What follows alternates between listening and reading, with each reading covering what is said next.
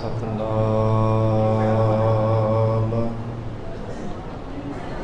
ਸ੍ਰੀ ਵਾਹਿਗੁਰੂ ਸਾਹਿਬ ਜੀ।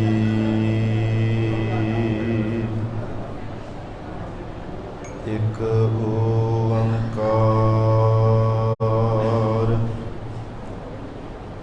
ਸਤਨਾਮ ਕਰਤਾ ਪੁਰਖ ਨਿਰਭਉ ਨਿਰਵੈਰ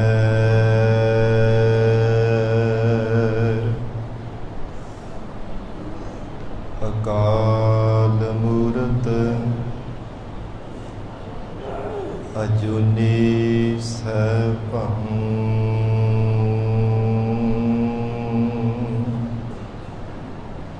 ਗੁਰ ਪ੍ਰਸਾਦ ਜਪ ਆਦਿ ਸਚ ਜੁਗਾਦ ਸਚ ਹੈ ਭੀ ਸਚ ਨਾਨਕ ਹੋਸੀ ਭੀ ਸਚ।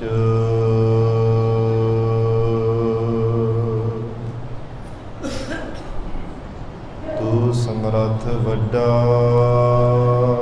ਮੇਰੀ ਮੱਤ ਥੋਰੀ ਰਾਮ।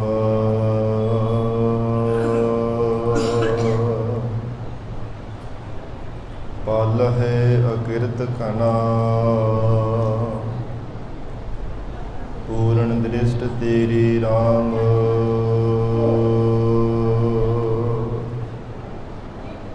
ਅਗਾਧ ਬੋਧ ਅਪਾਰ ਕਰਤੇ ਮੁਹ ਨੀਚ ਕਛੂ ਨਾ ਜਾਨਾ।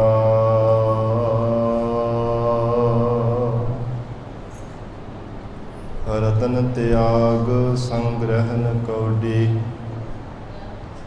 ਪਛੂ ਨੀਚ ਏਆਨਾ।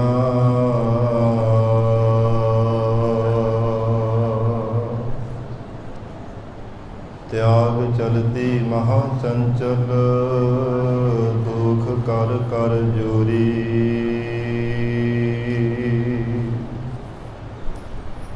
ਨਾਨਕ ਸਰਨ ਸਮਰੱਥ ਸੁਆਮੀ ਪੈਜ ਰੱਖੋ ਮੋਰੀ।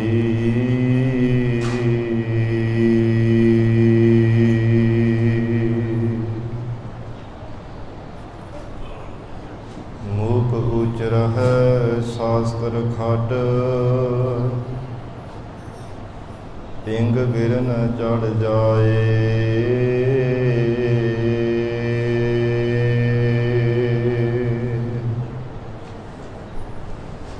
ਅੰਧ ਲਖੈ ਬਦਰ ਸੁਣੈ ਜੋ ਕਾਲ ਕਿਰਪਾ ਕਰਾਏ।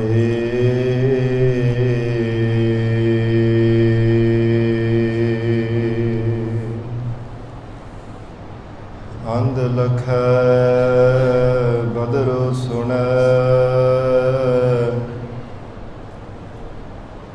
ਜੋ ਕਾਲ ਕਿਰਪਾ ਕਰਾਏ।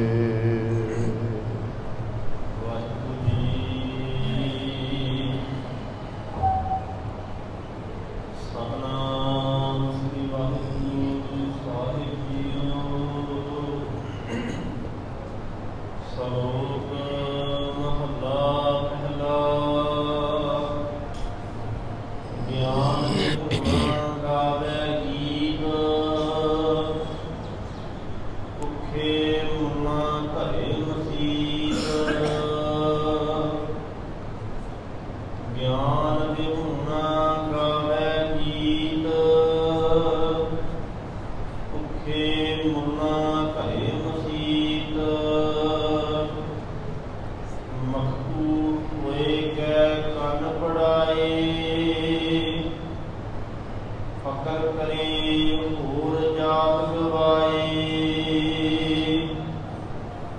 ਗਿਆਨ ਵਿਹੂਣਾ ਗਾਵੇ ਗੀਤ। ਵਾਹਿਗੁਰੂ ਜੀ ਕਾ ਖਾਲਸਾ, ਵਾਹਿਗੁਰੂ ਜੀ ਕੀ ਫਤਿਹ। ਪਤਿਤ ਪਾਵਨ ਭਗਤ ਵਛਲ, ਅੰਤਰਜਾਮੀ ਕਰੁਣਾ ਨਿਧਾਨ, ਗੁਰੂ ਗਰੀਬ ਨਵਾਜ। ਕਲਯੁਗ ਕੇ ਤਾਰਨ ਹਾਰੇ ਸ਼ਬਦ ਗੁਰੂ, ਸਾਹਿਬ ਸਤਿਗੁਰੂ ਧੰਨ ਧੰਨ ਸ੍ਰੀ ਗੁਰੂ ਗ੍ਰੰਥ ਸਾਹਿਬ ਮਹਾਰਾਜ ਸੱਚੇ ਪਾਤਸ਼ਾਹ ਜੀ ਦੀ ਪਾਵਨ ਪਵਿੱਤਰ ਹਜ਼ੂਰੀ ਅੰਦਰ ਸੁਭਾਈਮਾਨ ਗੁਰੂ ਖਾਲਸਾ ਸਾਧ ਸੰਗਤ ਜੀਓ। ਸਤਿਗੁਰੂ ਜੀ ਦੀ ਮਹਾਨ ਬਖਸ਼ਿਸ਼ ਦਾ ਸਦਕਾ ਗੁਰੂ ਚਰਨਾਂ ਵਿੱਚ ਬੈਠਣ ਦਾ ਸਰਬੱਤ ਸੰਗਤ ਨੂੰ ਸੁਭਾਗ ਪ੍ਰਾਪਤ ਹੋ ਰਿਹਾ ਹੈ। ਅੰਮ੍ਰਿਤ ਵੇਲੇ ਤੋਂ ਪਾਵਨ ਗੁਰਬਾਣੀ ਦੇ ਜਾਪ, ਅੰਮ੍ਰਿਤਮਈ ਗੁਰਬਾਣੀ ਦਾ ਰਸ ਭਿੰਨਾ ਕੀਰਤਨ ਆਪ ਸੰਗਤਾਂ ਨੇ ਸਰਵਣ ਕੀਤਾ ਹੈ। ਹੁਣ ਇਸ ਪਾਵਨ ਅਸਥਾਨ ਤੇ ਚੱਲ ਰਹੀ ਲੜੀਵਾਰ ਗੁਰਬਾਣੀ ਦੀ ਕਥਾ ਵਿਚਾਰ ਦਾ ਸਮਾਂ ਹੋਇਆ ਹੈ। ਆਓ ਸਾਧ ਸੰਗਤ ਪਿਆਰ ਸਤਿਕਾਰ ਨਾਲ ਹੋਰ ਵੀ ਕੋਈ ਸਮਾਂ ਸਤਿਗੁਰੂ ਜੀ ਦੇ ਚਰਨਾਂ ਵਿੱਚ ਬੈਠ ਕੇ ਪਾਵਨ ਲੜੀਵਾਰ ਗੁਰੂ ਸ਼ਬਦ ਦੀ ਵਿਚਾਰ ਸਰਵਣ ਕਰਕੇ ਲਾਹੇ ਪ੍ਰਾਪਤ ਕਰੀਏ। ਧੰਨ ਸਤਿਗੁਰੂ ਸ੍ਰੀ ਗੁਰੂ ਨਾਨਕ ਦੇਵ ਸਾਹਿਬ ਮਹਾਰਾਜ ਸੱਚੇ ਪਾਤਸ਼ਾਹ ਜੀ ਗਰੀਬ ਨਵਾਜ ਪਾਵਨ ਸ਼ਬਦ ਰਾਹੀਂ ਸਾਨੂੰ ਉਪਦੇਸ਼ ਬਖਸ਼ਿਸ਼ ਕਰ ਰਹੇ ਨੇ। ਰਾਵੇ ਦੇ ਕਿਨਾਰੇ ਤੇ ਇੱਕ ਦਿਨ ਸਤਿਗੁਰੂ ਨਾਨਕ ਦੇਵ ਸਾਹਿਬ ਮਹਾਰਾਜ ਸੱਚੇ ਪਾਤਸ਼ਾਹ ਜੀ ਬਿਰਾਜ ਕਰਕੇ ਸੰਗਤਾਂ ਨੂੰ ਉਪਦੇਸ਼ ਬਖਸ਼ਿਸ਼ ਕਰ ਰਹੇ ਸਨ। ਉੱਥੇ ਹਜ਼ੂਰ ਦੇ ਚਰਨਾਂ ਵਿੱਚ ਗਵਈਆ ਆਇਆ, ਗਾਉਣ ਵਾਲਾ। ਉਸ ਨੇ ਬੇਸਨ ਪਦ ਛੰਦ ਬੋਲ ਕਰਕੇ ਸਾਰੀ ਸੰਗਤ ਦੇ ਵਿੱਚ ਸੁਣਾਇਆ ਤੇ ਸੰਗਤ ਬਹੁਤ ਖੁਸ਼ ਹੋਈ। ਇਹ ਮਹਾਰਾਜ ਬੜੀ ਕਲਾ ਹੈ ਇਸ ਗਵਈਏ ਦੇ ਕੋਲ।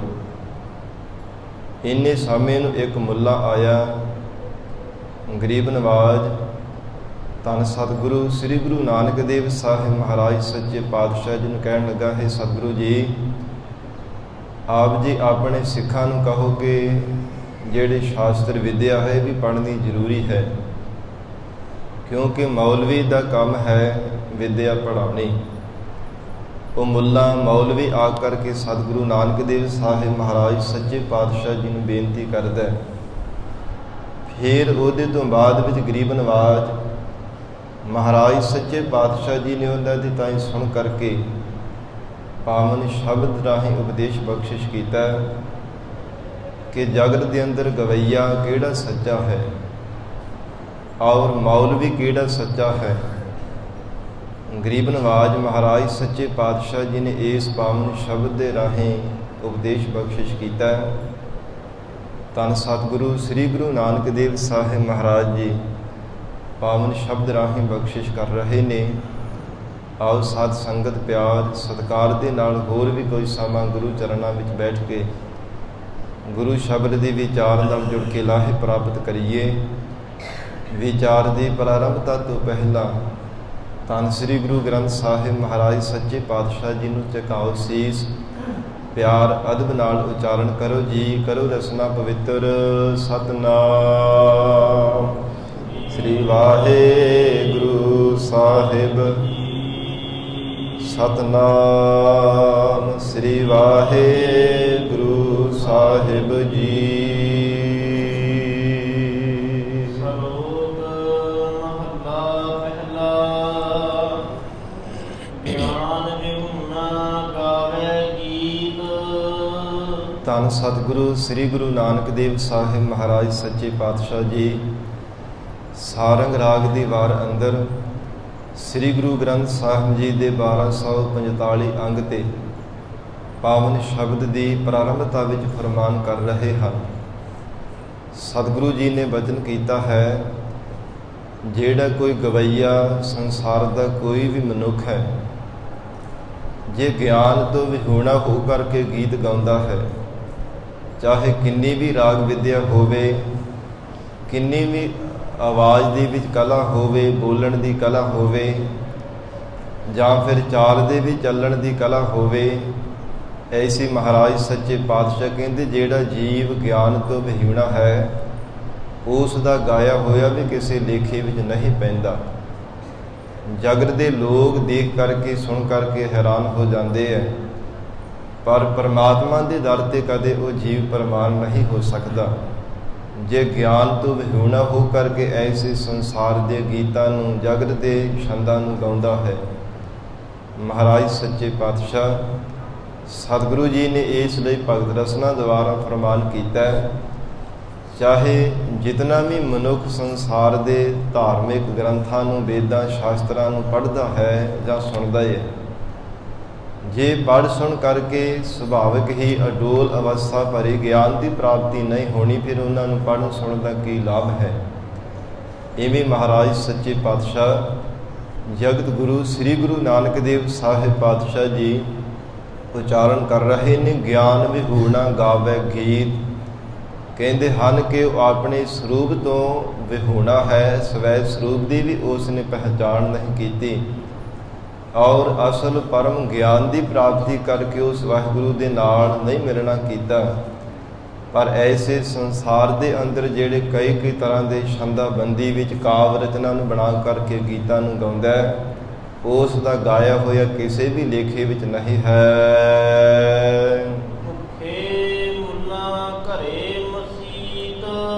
ਫਿਰ ਦੂਸਰੀ ਪੰਕਤੀ ਵਿੱਚ ਮਹਾਰਾਜ ਸੱਚੇ ਪਾਤਸ਼ਾਹ ਜੀ ਨੇ ਮੌਲਵੀ ਦੀ ਪ੍ਰਥਾਏ ਉਚਾਰਨ ਕੀਤਾ ਹੈ।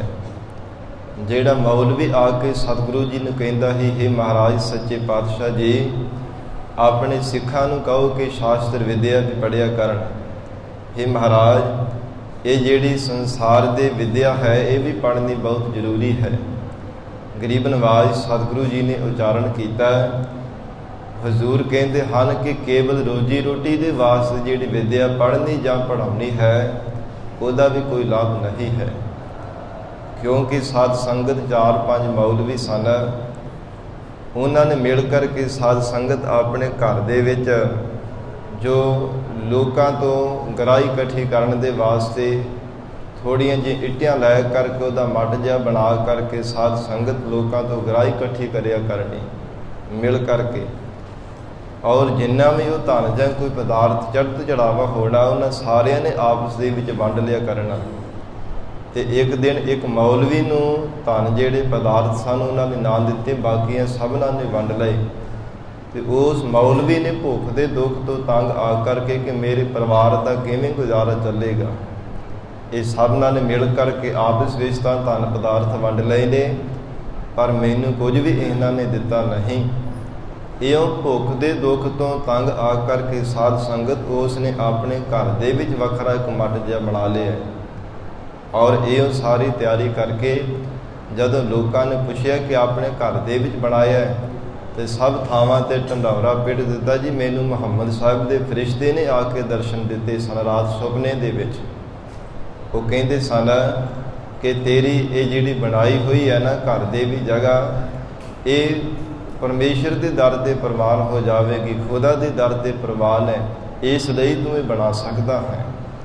ਝੂਠ ਬੋਲ ਕਰਕੇ ਆਪਣੇ ਪਰਿਵਾਰ ਨੂੰ ਪਾਲਣ ਵਾਸਤੇ ਪੇਟ ਪ੍ਰਸਤੀ ਬਣ ਕਰਕੇ ਸਾਧ ਸੰਗਤ ਮੱਠ ਬਣਾ ਲਿਆ ਮਹਾਰਾਜ ਸੱਚੇ ਪਾਤਸ਼ਾਹ। ਇਸ ਲਈ ਗਰੀਬ ਨਵਾਜ਼ ਸਤਿਗੁਰੂ ਨਾਨਕ ਦੇਵ ਸਾਹਿਬ ਮਹਾਰਾਜ ਸੱਚੇ ਪਾਤਸ਼ਾਹ ਜੀ ਨੇ ਫਰਮਾਨ ਕੀਤਾ, ਭੁੱਖੇ ਮੁੱਲਾ ਘਰੇ ਮਸੀਤ, ਆਪਣੇ ਘਰ ਦੇ ਵਿੱਚ ਹੀ ਮਸੀਤ ਬਣਾ ਕੱਢ ਕੇ ਬੈਠ ਗਿਆ ਥਾਵਾਂ ਥਾਵਾਂ ਤੇ। ਇਹ ਐਸਾ ਕਹਿੰਦੇ ਹਨ ਕਿ ਜਿਹੜਾ ਪੜ੍ਹਨਾ ਜਾਂ ਪੜ੍ਹਾਉਣਾ ਹੈ ਜਾਂ ਫਿਰ ਅਜਿਹਾ ਭੇਖ ਧਾਰਨ ਕਰਕੇ ਝੂਠ ਹੀ ਲੋਕਾਂ ਨੂੰ ਗੁੰਮਰਾਹ ਕਰਕੇ ਐਸਾ ਕਹਿੰਦੇ ਧਾਰਨ ਕਰਨਾ ਹੈ, ਉਹ ਵੀ ਕਿਸੇ ਲੇਖੇ ਵਿੱਚ ਨਹੀਂ ਹੈ।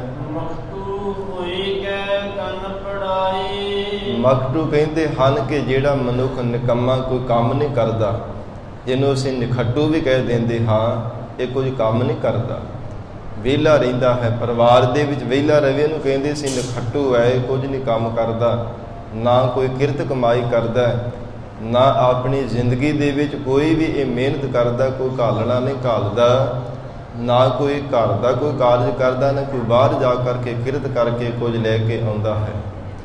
ਹਜ਼ੂਰ ਕਹਿੰਦੇ ਹਨ ਮਕਟੂ ਬਣ ਕਰਕੇ ਕੰਨ ਪੜਾ ਕੇ ਜੋਗੀਆਂ ਵਾਲਾ ਲਿਬਾਸ ਧਾਰਨ ਕਰ ਲਿਆ ਤੇ ਕੰਨਾਂ ਵਿੱਚ ਮੁੰਦਰਾਂ ਪਾ ਲਈਆਂ। ਔਰ ਐਸਾ ਜਿਹੜਾ ਯੋਗ ਧਾਰਨ ਕੀਤਾ ਉਹਦਾ ਵੀ ਕੋਈ ਲਾਭ ਨਹੀਂ ਹੈ, ਕਿਉਂਕਿ ਜੋਗੀ ਵੀ ਆ ਕੇ ਆਪਣਾ ਮਹਾਰਾਜ ਸੱਚੇ ਪਾਤਸ਼ਾਹ ਜੀ ਨੂੰ ਯੋਗ ਆਪਣਾ ਸਲਾਉਣ ਲੱਗ ਪਿਆ ਜੀ, ਮਹਾਰਾਜ ਯੋਗ ਮਤ ਧਾਰਨ ਕਰਨਾ ਬਹੁਤ ਜ਼ਰੂਰੀ ਹੈ ਜ਼ਿੰਦਗੀ ਦੇ ਵਿੱਚ। ਪਰ ਹਜ਼ੂਰ ਨੇ ਬਚਨ ਕੀਤਾ, ਮਕਟੂ ਹੋਏ ਕੈ ਕੰਨ ਪੜਾਏ, ਕਹਿੰਦੇ ਹਨ ਕਿ ਨਿਖੱਟੂ ਬਣ ਕਰਕੇ ਜਿਹੜੇ ਕੰਨ ਪਾੜ ਕਰਕੇ ਮੁੰਦਰਾ ਪਾ ਲੈਣੀ ਹੈ, ਜੋਗੀਆਂ ਵਾਲਾ ਲਿਬਾਸ ਆਪਣੇ ਤਨ ਦੇ ਉੱਪਰ ਧਾਰਨ ਕਰ ਲੈਣਾ ਹੈ। ਇਹ ਉਹ ਹਜ਼ੂਰ ਕਹਿੰਦੇ ਹਨ ਕਿ ਵਿਖਾਵੇ ਦਾ ਯੋਗ ਧਾਰਨ ਕਰਨਾ ਇਹਦਾ ਵੀ ਕੋਈ ਲਾਭ ਨਹੀਂ ਹੈ। ਅਸਲ ਦੇ ਵੀ ਯੋਗ ਦਾ ਅਰਥ ਹੈ ਜੁੜਨਾ। ਜੇ ਇਕੱਲਾ ਭੇਖਾਂ ਦੇ ਨਾਲ ਹੀ ਜੁੜ ਕਰਕੇ ਰਹਿ ਗਿਆ, ਜਾਂ ਸੰਸਾਰ ਦੇ ਸੁੱਖ ਆਰਾਮ, ਸੰਸਾਰ ਦੇ ਸੁੱਖਾਂ ਨੂੰ ਪਾਉਣ ਵਾਸਤੇ, ਜਗਤ ਦੇ ਮਾਣ ਵਡਿਆਈਆਂ ਸਤਿਕਾਰ ਨੂੰ ਪਾਉਣ ਵਾਸਤੇ ਹੀ ਕੇਵਲ ਇਹ ਰਹਿ ਜਾਣਾ ਕੀਤਾ, ਫਿਰ ਅਜਿਹਾ ਯੋਗ ਕਿਸੇ ਵੀ ਲੇਖੇ ਵਿੱਚ ਨਹੀਂ ਆਉਂਦਾ। ਹਜ਼ੂਰ ਦਾ ਵਚਨ ਹੈ, ਗੱਲੀ ਯੋਗ ਨਾ ਹੋਈ। ਕਹਿੰਦੇ ਗੱਲਾਂ ਬਾਤਾਂ ਦੇ ਨਾਲ ਕਦੇ ਯੋਗ ਵੀ ਕਮਾਇਆ ਗਿਆ ਨਹੀਂ, ਨਾ ਹੀ ਕਦੇ ਕੋਈ ਕਮਾ ਸਕੇਗਾ। ਇਸ ਲਈ ਪਾਤਸ਼ਾਹ ਜੀ ਨੇ ਫਰਮਾਨ ਕੀਤਾ, ਮਕਟੂ ਹੋਏ ਕੈ ਕੰਨ ਪੜਾਏ। ਕਹਿੰਦੇ ਹਨ ਕਿ ਕੰਨ ਪੜਵਾ ਕੇ ਜੋਗੀਆਂ ਵਾਲਾ ਲਿਬਾਸ ਧਾਰਨ ਕਰਕੇ ਕੰਨਾਂ ਵਿੱਚ ਮੁੰਦਰਾਂ ਵੀ ਪਾ ਲੈਣਾ ਕੀਤੀਆਂ ਹਨ। ਫਕਰ ਕਰੇ ਹੋਰ ਜਾਤ ਗਵਾਏ, ਇਹ ਫਕਰ ਬਣ ਜਾਵੇ ਜਾਂ ਕਹੇ ਕਿ ਮੈਂ ਹੁਣ ਫਕੀਰ ਬਣ ਗਿਆ, ਫਕਰ ਬਣ ਗਿਆ ਹਾਂ। ਜੇ ਕੋਈ ਪੁੱਛੇ ਕਿ ਤੇਰੀ ਜਾਤ ਕਿਹੜੀ ਹੈ, ਅੱਗੋਂ ਆਖਦਾ ਹੈ ਕਿ ਮੇਰੀ ਕੋਈ ਜਾਤ ਨਹੀਂ। ਫਕੀਰਾਂ ਦੀ ਕੋਈ ਜਾਤ ਪਾਤ ਨਹੀਂ ਹੁੰਦੀ। ਭਾਵ ਮਹਾਰਾਜ ਸੱਚੇ ਪਾਤਸ਼ਾਹ ਕਹਿੰਦੇ ਅਜਿਹਾ ਹੀ ਭਾਵੇਂ ਕੋਈ ਕਰ ਲਵੇ, ਜਾਂ ਪਰਿਵਾਰ ਦੇ ਘਰ ਦੇ ਵਿੱਚੋਂ ਕਲੇਸ਼ਾਂ ਤੋਂ ਤੰਗ ਆ ਕਰਕੇ ਵੀ ਕੋਈ ਬਾਹਰ ਚਲੇ ਜਾਵੇ, ਔਰ ਇਸੇ ਤਰ੍ਹਾਂ ਪਰਿਵਾਰ ਨੂੰ ਪਾਲਣ ਵਾਸਤੇ ਕੋਈ ਕੰਮ ਕਰਨ ਤੋਂ ਤੰਗ ਆ ਕਰਕੇ ਕਿ ਮੈਨੂੰ ਕਿਤੇ ਕੰਮ ਨਾ ਕਰਨਾ ਪਵੇ, ਵਿਹਲਾ ਰਹਿਣਾ ਕਰਾਂ ਤੇ ਚੰਗੀ ਗੱਲ ਹੈ। ਇਹ ਪਰਿਵਾਰ ਨੂੰ, ਆਪਣੇ ਟੱਬਰ ਨੂੰ ਪਾਲਣ ਤੋਂ ਵੀ ਕਹਿੰਦੇ ਹਨ ਕਿ ਗੁਰੇਜ਼ ਅਵੇਸਲਾ ਹੋ ਕਰਕੇ ਲਾਂਭੇ ਹੋ ਕੇ ਚਲਿਆ ਜਾਂਦਾ ਹੈ। ਚਾਹੇ ਯੋਗ ਮਤ ਧਾਰਨ ਕਰ ਲਵੇ, ਚਾਹੇ ਐਸਾ ਕਹੇ ਕਿ ਮੈਂ ਹੁਣ ਫਕੀਰ ਬਣ ਗਿਆ। ਪਰ ਹਜ਼ੂਰ ਕਹਿੰਦੇ ਹਨ ਵਿਖਾਵੇ ਦੇ ਨਾਲ ਨਾ ਤਾਂ ਯੋਗ ਕਮਾਇਆ ਜਾ ਸਕਦਾ ਹੈ, ਨਾ ਹੀ ਫਕੀਰੀ ਕਮਾਈ ਜਾ ਸਕਦੀ ਹੈ। ਫਕੀਰ ਬਣਨਾ ਵੀ ਕੋਈ ਸੌਖਾ ਨਹੀਂ ਹੈ, ਯੋਗੀ ਬਣਨਾ ਵੀ ਕੋਈ ਸੌਖਾ ਨਹੀਂ ਹੈ। ਐਵੇਂ ਗੱਲਾਂ ਬਾਤਾਂ ਦੇ ਨਾਲ ਨਾ ਤਾਂ ਫਕੀਰ ਬਣਿਆ ਜਾ ਸਕਦਾ ਹੈ ਤੇ ਨਾ ਹੀ ਯੋਗੀ ਬਣਿਆ ਜਾ ਸਕਦਾ ਹੈ। ਸਾਹਿਬ ਗੁਰੂ ਨਾਨਕ ਦੇਵ ਮਹਾਰਾਜ ਸੱਚੇ ਪਾਤਸ਼ਾਹ ਜੀ ਨੇ ਫਰਮਾਨ ਕੀਤਾ, ਕਹਿੰਦੇ ਫਕਰ ਕਰੇ ਹੋਰ ਜਾਤ ਗਵਾਏ। ਕਹਿੰਦੇ ਹੋਰ ਜਿਹੜੀ ਜਾਤੀ ਹੈ ਨਾ ਪੁੱਛਣ ਤੇ ਉਹ ਵੀ ਗਵਾ ਦੇਵੇ, ਕਹੇ ਕਿ ਮੇਰੀ ਕੋਈ ਜਾਤ ਪਾਤ ਨਹੀਂ ਹੈ। ਗੁਰ ਪੀਰ ਸਦਾਏ ਮੰਗਣ ਜਾਏ, ਤੇ ਆਪਣੇ ਆਪ ਨੂੰ ਗੁਰੂ ਜਾਂ ਪੀਰ ਅਖਵਾਵੇ। ਭਾਵ ਕਿ ਹਿੰਦੂ ਮਤ ਦੇ ਵਿੱਚ ਗੁਰੂ ਆਖਿਆ ਜਾਂਦਾ ਤੇ ਮੁਸਲਮਾਨਾਂ ਦੇ ਵਿੱਚ ਪੀਰ ਆਖਿਆ ਜਾਂਦਾ ਹੈ, ਜਿਹੜਾ ਰਹਿਬਰ ਹੁੰਦਾ ਹੈ। ਇਸ ਲਈ ਮਹਾਰਾਜ ਸੱਚੇ ਪਾਤਸ਼ਾਹ ਕਹਿੰਦੇ ਭਾਵੇਂ ਗੁਰੂ ਜਾਂ ਪੀਰ ਵੀ ਅਖਵਾਉਣਾ ਕਰਦਾ ਹੈ। ਐਸਾ ਸੰਸਾਰ ਦੇ ਅੰਦਰ ਭਾਵੇਂ ਆਪਣਾ ਸਰੂਪ ਧਾਰਨ ਕੀਤਾ, ਗੁਰ ਪੀਰ ਸਦਾਏ ਮੰਗਣ ਜਾਏ। ਗੁਰੂ ਵੀ ਆਪਣੇ ਆਪ ਨੂੰ ਅਖਵਾਉਂਦਾ ਹੈ, ਚਾਹੇ ਪੀਰ ਆਪਣੇ ਆਪ ਨੂੰ ਅਖਵਾਈ ਜਾਂਦਾ ਹੈ, ਪਰ ਲੋਕਾਂ ਦੇ ਘਰਾਂ ਘਰਾਂ ਵਿੱਚ ਮੰਗਣ ਵਾਸਤੇ ਜਾਂਦਾ ਹੈ। ਜਿਨ੍ਹਾਂ ਨੂੰ ਸੰਸਾਰ ਦੇ ਅੰਦਰ ਗ੍ਰਸਥ ਆਸ਼ਰਮ ਨੂੰ ਬਹੁਤ ਮਾੜਾ ਸਮਝਦਾ ਹੈ, ਪਰ ਹਜ਼ੂਰ ਕਹਿੰਦੇ ਫਿਰ ਉਹਨਾਂ ਦੇ ਘਰ ਵਿੱਚ ਹੀ ਮੰਗਣ ਜਾਂਦਾ ਹੈ ਕਿ ਜਿਹੜਾ ਗ੍ਰਸਥ ਆਸ਼ਰਮ ਹੈ ਇਹ ਕੇਵਲ ਸੰਸਾਰ ਦੇ ਬੰਧਨ ਹਨ, ਕੇਵਲ ਬੰਧਨ ਰੂਪ ਹੈ। ਪਰ ਭਾਈ ਗੁਰਦਾਸ ਸਾਹਿਬ ਜੀ ਨੇ ਬਚਨ ਕੀਤਾ, ਫਿਰ ਉਨਹੀਂ ਕੇ ਘਰ ਮੰਗਣ ਜਾਈ। ਫਿਰ ਉਹਨਾਂ ਦੇ ਘਰ ਦੇ ਵਿੱਚ ਹੀ ਮੰਗਣ ਵਾਸਤੇ ਜਾਂਦਾ ਹੈ।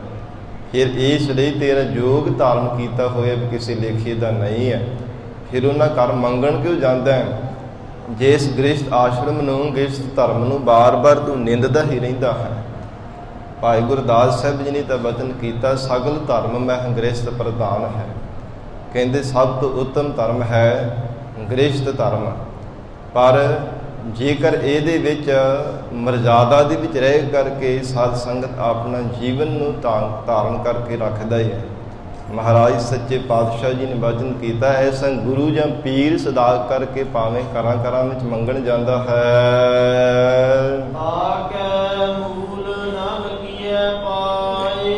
ਮੂਲ ਕਹੀਏ ਕਿ ਕਾਦਾ ਚਿਤ ਵੀ, ਐਸੇ ਕਹਿੰਦੇ ਭੇਖ ਧਾਰੇ ਗੁਰੂ ਜਾਂ ਪੀਰ ਅਖਵਾਉਣ ਵਾਲੇ ਦੇ ਕਦੇ ਵੀ ਚਰਨੀ ਨਾ ਲੱਗਣਾ ਕਰੀਏ। ਭੁੱਲ ਕਰਕੇ ਵੀ ਕਾਹਦਾ ਚਿੱਤ ਵੀ ਐਸੇ ਦੀ ਚਰਨੀ ਨਾ ਲੱਗੋ ਜਿਹੜਾ ਕੇਵਲ ਵਿਖਾਵੇ ਦਾ ਗੁਰੂ ਆਪਣੇ ਆਪ ਨੂੰ ਅਖਵਾਉਂਦਾ ਹੈ। ਕਿਉਂਕਿ ਸਾਧ ਸੰਗਤ ਗੁਰੂ ਵਿੱਚ ਸਮਰੱਥਾ ਹੁੰਦੀ ਹੈ। ਗੁਰੂ ਕੋਲ ਸਭ ਦਾਤਾਂ ਹੁੰਦੀਆਂ। ਜੇ ਗੁਰੂ ਆਪ ਦਰ ਦਰ ਤੇ ਜਾ ਕੇ ਮੰਗਦਾ ਫਿਰਦਾ, ਉਸ ਗੁਰੂ ਦੇ ਫਿਰ ਸਾਧ ਸੰਗਤ ਚਰਨੀ ਕਿਵੇਂ ਲੱਗਿਆ ਜਾ ਸਕਦਾ ਹੈ? ਉਸ ਗੁਰੂ ਕੋਲੋਂ ਕੀ ਆਸ ਰੱਖੀ ਜਾ ਸਕਦੀ ਹੈ? ਉਸ ਗੁਰੂ ਕੋਲੋਂ ਫਿਰ ਅਸੀਂ ਦਾਤਾਂ ਕਿਵੇਂ ਪ੍ਰਾਪਤ ਕਰ ਸਕਦੇ ਜਿਹੜਾ ਆਪ ਦਰ ਦਰ ਤੇ ਮੰਗਦਾ ਫਿਰਦਾ ਹੈ? ਮਹਾਰਾਜ ਸੱਚੇ ਪਾਤਸ਼ਾਹ ਧੰਨ ਗੁਰੂ ਨਾਨਕ ਦੇਵ ਸਾਹਿਬ ਜੀ ਨੇ ਫਰਮਾਨ ਕੀਤਾ, ਤਾਕੈ ਮੂਲ ਨਾ ਲੱਗੀਐ ਪਾਏ। ਕਦਾ ਚਿੱਤ ਵੀ ਭੁੱਲ ਕਰਕੇ ਵੀ ਕਦੇ ਐਸੀ ਭੇਖ ਧਾਰੀਆਂ ਦੇ ਚਰਨੀ ਨਹੀਂ ਲੱਗਣਾ ਚਾਹੀਦਾ। ਕਾਲ ਖਾਏ ਕਿਛ ਹੱਥੋਂ ਦੇ। हे ਮਹਾਰਾਜ ਸੱਚੇ ਪਾਤਸ਼ਾਹ ਜੀ, ਫਿਰ ਪਰਮਾਰਥ ਦਾ ਰਸਤਾ ਕਿਹਨਾਂ ਨੇ ਵਿਚਾਰਨਾ ਕੀਤਾ ਹੈ? ਭਗਤੀ ਦਾ ਮਾਰਗ ਕਿਹਨਾਂ ਨੇ ਧਾਰਨ ਕੀਤਾ ਹੈ? ਸਾਹਿਬ ਗੁਰੂ ਨਾਨਕ ਦੇਵ ਮਹਾਰਾਜ ਸੱਚੇ ਪਾਤਸ਼ਾਹ ਕਹਿੰਦੇ ਹਨ, ਜਿਨ੍ਹਾਂ ਨੇ ਆਪਣੀ ਜ਼ਿੰਦਗੀ ਦੇ ਵਿੱਚ ਧਰਮ ਦੀ ਕਿਰਤ ਕੀਤੀ ਹੈ, ਘਾਲਣਾ ਘਾਲ ਕਰਕੇ, ਘਾਲ ਖਾਏ ਘਾਲ ਕਰਕੇ, ਆਪ ਛਕਦਾ ਹੈ ਪਰਿਵਾਰ ਨੂੰ ਛਕਾਉਂਦਾ ਹੈ, ਕਿਛ ਹੱਥ ਦੇ ਤੇ ਆਪਣੇ ਧਰਮ ਦੀ ਕਿਰਤ ਵਿੱਚੋਂ ਦਸਵੰਧ ਕੱਢ ਕਰਕੇ ਭਾਵੇਂ ਚਾਹੇ ਕਿਸੇ ਗਰੀਬ ਨੂੰ ਦੇ ਦਿੰਦਾ ਹੈ ਜਾਂ ਫਿਰ ਗੁਰੂ ਘਰ ਦੇ ਵਿੱਚ ਵੀ ਸਾਧ ਸੰਗਤ 10ਵਾਂ ਹਿੱਸਾ ਆਪਣਾ ਅਰਪਣ ਕਰ ਦਿੰਦਾ ਹੈ। ਕਿਉਂਕਿ ਸਿੱਖ ਦੇ ਵਾਸਤੇ ਹੁਕਮ ਹੈ ਦਸ਼ਮੇਸ਼ ਪਿਤਾ ਧੰਨ ਸ੍ਰੀ ਗੁਰੂ ਗੋਬਿੰਦ ਸਿੰਘ ਸਾਹਿਬ ਮਹਾਰਾਜ ਸੱਚੇ ਪਾਤਸ਼ਾਹ ਜੀ ਦਾ, ਜੋ ਸੱਚਖੰਡ ਬਿਆਨਾ ਕਰਨ ਸਮੇਂ ਅੰਤ ਸਮੇਂ ਮਹਾਰਾਜ ਸੱਚੇ ਪਾਤਸ਼ਾਹ ਜੀ ਨੇ 52 ਬਚਨ ਆਪਣੇ ਖਾਲਸੇ ਨੂੰ ਹੁਕਮ ਕੀਤੇ ਹੈ। ਉਹਨਾਂ ਬਚਨਾਂ ਦੇ ਵਿੱਚ ਇਹ ਵੀ ਬਚਨ ਮਿਲਦਾ ਹੈ ਕਿ ਦਸਵੰਧ ਗੁਰੂ ਘਰ ਦੇ ਵਿੱਚ ਦੇਣਾ। ਖਾਲਸੇ ਨੇ ਹੁਕਮ ਕੀਤਾ ਹੋਇਆ ਹਰ ਇੱਕ ਸਿੱਖ ਦਾ ਫਰਜ਼ ਹੈ, ਜਿੰਨੀ ਵੀ ਆਪਣੀ ਧਰਮ ਦੀ ਕਿਰਤ ਕਰਦਾ ਹੈ ਉਸ ਦੇ ਵਿੱਚੋਂ ਪੂਰਾ 10ਵਾਂ ਹਿੱਸਾ ਕੱਢ ਕਰਕੇ ਗੁਰੂ ਘਰ ਦੇ ਵਿੱਚ ਗੁਰੂ ਕੀ ਸੰਗਤਾਂ ਵਾਸਤੇ ਦੇਣਾ ਹੈ। ਇਹ ਹਰ ਇੱਕ ਸਿੱਖ ਦਾ ਫਰਜ਼ ਹੈ। ਪਰ ਮਹਾਰਾਜ ਸੱਚੇ ਪਾਤਸ਼ਾਹ ਹਜ਼ੂਰ ਕਹਿੰਦੇ ਐਸੇ ਕੋਈ ਵਿਰਲੇ ਹੀ ਗੁਰਮੁਖ ਪਿਆਰੇ ਹਨ, ਘਾਲ ਖਾਏ ਕਿਛ ਹੱਥ ਦੇ। ਫਿਰ ਕਹਿੰਦੇ ਆਪ ਘਾਲਣਾ ਘਾਲ ਕਰਕੇ, ਆਪ ਕੁਝ ਧਰਮ ਦੀ ਕਿਰਤ ਵਿੱਚੋਂ ਛਕਾ ਕਰਕੇ ਹੋਰਨਾਂ ਸੰਸਾਰ ਦੇ ਅੰਦਰ ਜੀਵਾਂ ਦਾ ਵੀ ਭਲਾ ਕਰਦੇ ਹਨ। ਨਾਨਕ ਰਾਮ ਪਛਾਣਹਿ ਸੇ। ਹਜ਼ੂਰ ਕਹਿੰਦੇ ਐਸੇ ਗੁਰਮੁਖ ਪਿਆਰੇ ਭਗਤੀ ਦੇ ਮਾਰਗ ਦੀ ਪਹਿਚਾਣ ਕਰ ਲੈਂਦੇ ਹਨ, ਪਰਮਾਰਥ ਦੇ ਰਸਤੇ ਤੇ ਚੱਲਣ ਦੀ ਯੁਕਤੀ ਪ੍ਰਾਪਤ ਕਰ ਲੈਂਦੇ ਹੈ, ਜਿਨ੍ਹਾਂ ਨੇ ਧਰਮ ਦੀ ਕਿਰਤ ਕਰਕੇ ਦਸਵੰਧ ਗੁਰੂ ਚਰਨਾਂ ਦੇ ਵਿੱਚ ਅਰਪਣ ਕਰਨਾ ਕੀਤਾ ਹੈ। ਸਾਧ ਸੰਗਤ ਜਿਹੜਾ ਦਸਵੰਧ ਹੈ, ਕਈ ਵਾਰ ਭੁਲੇਖੇ ਦੇ ਨਾਲ ਅਸੀਂ ਨਸ਼ੇ ਕਰਨ ਵਾਲੇ ਨਸ਼ੇੜੀਆਂ ਨੂੰ ਵੀ ਸਾਧ ਸੰਗਤ ਆਪਾਂ ਦੇ ਦਿੰਦੇ ਹਾਂ ਕਿ ਚੱਲ ਕੋਈ ਗੱਲ ਨਹੀਂ ਗਰੀਬ ਹੈ, ਪਰ ਪਹਿਲਾਂ ਸਾਧ ਸੰਗਤ ਵਿਚਾਰ ਕਰਕੇ ਫਿਰ ਆਪਣੀ ਕਿਰਤ ਕਮਾਈ ਦੇ ਵਿੱਚੋਂ ਕੁਝ 10ਵਾਂ ਹਿੱਸਾ ਜਾਂ ਕੁਝ ਹਿੱਸਾ ਕਿਸੇ ਨੂੰ ਦੇਣਾ ਚਾਹੀਦਾ। ਕਈ ਵਾਰ ਭੁਲੇਖੇ ਦੇ ਨਾਲ ਅਸੀਂ ਅਮਲੀ ਲੋਕਾਂ ਨੂੰ ਦੇ ਦਿੰਦੇ ਹਾਂ, ਪੇਟ ਪ੍ਰਸਤੀਆਂ ਨੂੰ ਦੇ ਦਿੰਦੇ ਹਾਂ, ਜਿਹੜੇ ਅਮਲ ਤੇ ਨਸ਼ੇ ਕਰਦੇ ਹਨ, ਤਰ੍ਹਾਂ ਦੇ ਨਸ਼ੇ ਕਰਦੇ ਫਿਰਦੇ ਆ। ਪਰ ਸਾਧ ਸੰਗਤ ਰਹਿਤ ਮਰਜ਼ਾਨਾਮਿਆਂ ਦਾ ਬਚਨ ਹੈ ਕਿ ਜਿਹੜਾ ਨਸ਼ਾ ਕਰਦਾ ਹੈ ਤੇ ਜਾਂ ਕਿਸੇ ਨੂੰ ਕਰਨ ਦੇ ਵਾਸਤੇ ਕੋਈ ਪੈਸੇ ਪਦਾਰਥ ਦੇਂਦਾ, ਦੋਵੇਂ ਇੱਕੋ ਜਿਹੇ ਭਾਗੀ ਬਣਦੇ ਹਨ। ਇਸ ਲਈ ਵਿਚਾਰ ਕਰਕੇ ਸਾਨੂੰ ਸਾਧ ਸੰਗਤ ਦਾ ਸੰਬੰਧ ਦੇਣਾ ਚਾਹੀਦਾ। ਭੁੱਲ ਕਰਕੇ ਵੀ ਨਸ਼ੇੜੀ ਨਸ਼ਿਆ ਕਰਨ ਵਾਲੇ ਅਮਲੀਆਂ ਨੂੰ ਕਦੇ ਵੀ ਸਾਧ ਸੰਗਤ ਅਜਿਹਾ ਨਹੀਂ ਪੈਸੇ ਧਨ ਪਦਾਰਥ ਦੇਣੇ ਚਾਹੀਦੇ, ਜਿਸ ਕਰਕੇ ਸਾਨੂੰ ਵੀ ਨਾਲ ਗੁਨਹਗਾਰ ਹੋਣਾ ਪਵੇ, ਜਿਸ ਕਰਕੇ ਅਸੀਂ ਵੀ ਪਾਪ ਕਰਮਾਂ ਦੇ ਭਾਗੀ ਬਣ ਜਾਈਏ। ਇਸ ਲਈ ਵਿਚਾਰ ਕਰਕੇ ਸਾਨੂੰ ਦਸਵੰਧ ਦੇਣਾ ਚਾਹੀਦਾ ਹੈ। ਮਹਾਰਾਜ ਸੱਚੇ ਪਾਤਸ਼ਾਹ ਸਤਿਗੁਰੂ ਜੀ ਕਹਿੰਦੇ ਐਸੇ ਕੋਈ ਵਿਰਲੇ ਹੀ ਗੁਰਮੁਖ ਪਿਆਰੇ ਹੋਇਆ ਕਰਦੇ ਹਨ, ਜਿਹੜੇ ਭਗਤੀ ਦੇ ਮਾਰਗ ਦੀ ਪਹਿਚਾਣ ਕਰ ਲੈਂਦੇ ਹਨ। ਕਿਵੇਂ ਕਰਦੇ ਹੈ? ਧਰਮ ਦੀ ਕਿਰਤ ਕਰਕੇ ਦਸਵੰਧ ਗੁਰੂ ਚਰਨਾਂ ਵਿੱਚ ਅਰਪਣ ਕਰ ਦਿੰਦੇ ਹਨ। ਮਹੱਲਾ ਪਹਿਲਾ। ਮਨ ਹੋਏ ਅੰਧੇ ਕੂਪ। ਧੰਨ ਗੁਰੂ ਨਾਨਕ ਦੇਵ ਸਾਹਿਬ ਪਾਤਸ਼ਾਹ ਜੀ ਨੇ ਫਰਮਾਨ ਕੀਤਾ, ਜਿਹੜੇ ਮਨ ਕਰਕੇ ਅੰਧੇ ਹਨ, ਪ੍ਰਤੱਖ ਨੇਤਰਾਂ ਦੇ ਵਿੱਚ ਦੇਖਣ ਦੀ ਭਾਵੇਂ ਸ਼ਕਤੀ ਹੈ, ਸੰਸਾਰ ਨੂੰ ਰੰਗਾਂ ਦੀ ਦੁਨੀਆ ਨੂੰ ਦੇਖਦੇ ਹਨ, ਪਰ ਹਜ਼ੂਰ ਕਹਿੰਦੇ ਮਨ ਕਰਕੇ ਵਿਚਾਰ ਅਤੇ ਗਿਆਨ ਰੂਪੀ ਨੇਤਰਾਂ ਤੋਂ ਹੀਣੇ ਹੋਣ ਕਰਕੇ ਜਿਹੜੇ ਜੀਵ ਅੰਨੇ ਹਨ। ਮਨ ਹੋ ਜੇ ਅੰਧੇ ਕੂਪ ਨਾਮ ਖੂਹ ਦਾ ਹੈ। ਉਹ ਜਾਣੋ ਕਿ ਅਗਿਆਨਤਾ ਦੇ ਜਗਤ ਦੀ ਮੋਹ ਮਮਤਾ ਦੇ ਵੱਡੇ ਖੂਹ ਦੇ ਵਿੱਚ ਫਸੇ ਹਨ। ਕਹਿਆ ਬਿਰਦ ਨਾ ਜਾਣਨੀ। ਉਹਨਾਂ ਅਗਿਆਨੀ ਵਿਚਾਰ ਗਿਆਨ ਤੋਂ ਸਖਣੇ ਅੰਨੇ ਜੀਵਾਂ ਨੇ ਸਤਿਗੁਰੂ ਜੀ ਦੇ ਕਹੇ ਹੋਏ ਬਚਨਾਂ ਨੂੰ ਜਾਣਨਾ ਨਹੀਂ ਕੀਤਾ। ਸਤਿਗੁਰੂ ਜੀ ਦੇ ਉਪਦੇਸ਼ ਨੂੰ ਉਹਨਾਂ ਨੇ ਨਹੀਂ ਜਾਣਿਆ। ਮਹਾਰਾਜ ਸੱਚੇ ਪਾਤਸ਼ਾਹੀ ਦੇ ਦਰਸਾਏ ਹੋਏ ਮਾਰਗ ਨੂੰ ਉਹਨਾਂ ਨੇ ਨਹੀਂ ਜਾਣਨਾ ਕੀਤਾ। ਜਿਹੜੇ ਮਨ ਕਰਕੇ ਅੰਧੇ ਹਨ, ਤਨ ਕਰਕੇ ਪ੍ਰਤੱਖ ਨੇਤਰਾਂ ਦੇ ਨਾਲ ਭਾਵੇਂ ਜਗਤ ਨੂੰ ਦੇਖ ਲੈਂਦੇ ਐ, ਦੂਰ ਹੀ ਖਲੋਤੇ ਹੋ ਕਿਸੇ ਮਨੁੱਖ ਨੂੰ ਦੇਖਣ ਦੀ ਸ਼ਕਤੀ ਹੈ, ਪਰ ਮਨ ਕਰਕੇ ਜਿਹੜੇ ਜੀਵ ਅੰਨੇ ਹਨ, ਮਹਾਰਾਜ ਸੱਚੇ ਪਾਤਸ਼ਾਹ ਕਹਿੰਦੇ ਹਨ ਕਹਿਆ ਬਿਰਦ ਨਾ ਜਾਣਨੀ। ਸਤਿਗੁਰਾਂ ਦੇ ਕਹੇ ਹੋਏ ਮਾਰਗ ਤੇ ਉਹਨਾਂ ਨੇ ਨਹੀਂ ਚੱਲਣਾ ਕੀਤਾ, ਨਾ ਹੀ ਉਹਨਾਂ ਨੇ ਧਰਮ ਦੀ ਪਹਿਚਾਣ ਕੀਤੀ ਹੈ। ਆਓ ਕਿਉਂਕਿ ਉਹਨਾਂ ਦਾ ਮਨ ਅੰਨਾ ਹੈ। ਮਨ ਕਰਕੇ ਅੰਤਰਮੁਖੀ ਹੋ ਕਰਕੇ ਵਾਹਿਗੁਰੂ ਦੇ ਸਰੂਪ ਨੂੰ ਨਹੀਂ ਦੇਖ ਸਕਦੇ। ਇਸ ਲਈ ਉਹਦਾ ਕਵਲ ਹਿਰਦਾ ਰੂਪੀ ਜਿਹੜਾ ਕੌਲ, ਇਹ ਵੀ ਉਹਨਾਂ ਦਾ ਮੂਧਾ ਪਿਆ ਹੈ। ਮਹਾਰਾਜ ਸੱਚੇ ਪਾਤਸ਼ਾਹ ਕਹਿੰਦੇ ਹਨ ਕਿ ਮਨ ਕਰਕੇ ਖੋਟੇ ਰੂਪ ਵਾਲੇ ਦਿਸਦੇ ਆ। ਕਿਤੇ ਵੀ ਖੜ ਜਾਣ, ਐਸ ਲੋਕ ਵਿੱਚ ਵੀ ਅਤੇ ਪਰਲੋਕ ਵਿੱਚ ਵੀ। ਪਰਮੇਸ਼ਰ ਦੇ ਦਰ ਤੇ ਵੀ ਮਨ ਕਰਕੇ ਕਰੂਪ ਬੜੇ ਕੋਝੇ ਮੁਖ ਵਾਲੇ ਦਿਸਦੇ ਹਨ।